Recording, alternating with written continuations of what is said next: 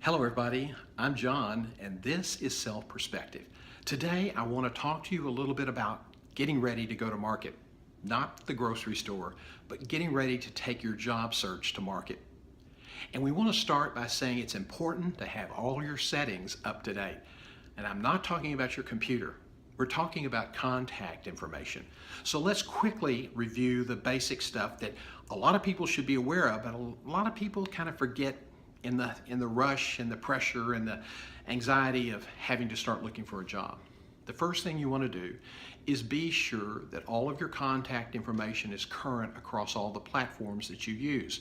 Whether it's your website, personal website, whether you have a telephone number on a Facebook page or a LinkedIn page, or more importantly, in your professional association database. I have found candidates with information 5, 7, 10 years old, sometimes 3 or 4 jobs behind the curve. So you want to be sure you keep all that information up to date.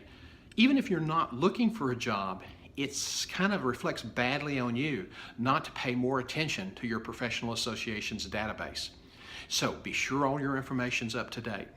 Secondly, when you get ready to go to market, how you project an image is very, very important. So you want to be sure that if you're going to use a home telephone, be sure that everybody understands that mom or dad's looking for a job and we have to sort of change the rules about how the telephone is answered. If you're going to use an answering machine, be sure it's a professionally recorded message and the person looking for the job needs to be the person doing the recording. Don't get too cute by half.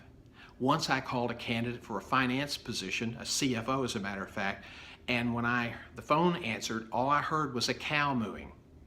I was so flustered I immediately hung up thinking, God, I've called the wrong person.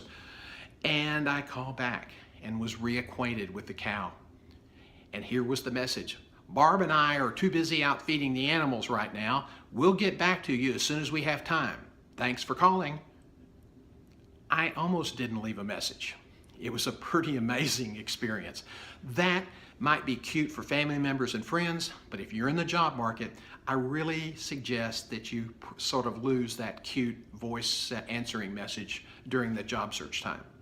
Now, on your cell phone, we call a lot of people on their cell phones as more and more people are losing their home phone, landline connection. So what you need to do is be sure that you have a personalized message on your cell phone.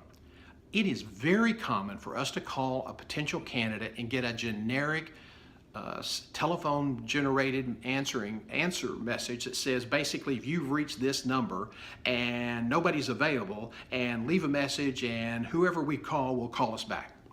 Well, that's not very helpful either. Recruiters actually hate that. To be perfectly honest, we hate it, okay? And the reason is we want to be sure that we're not giving information on the telephone that somebody else doesn't need to have. And we don't know who's going to be answering that phone, or picking up the messages. So be sure that you have a personalized greeting on your cell phone. That's very, very helpful. Connect with the recruiter. Make it easy for people to find you. Make it easy for people to connect with you. Be consistent with your contact information across all the platforms. I hope this information has been helpful. If you have questions, email me at asktherecruiter@johngself.com. See you next time.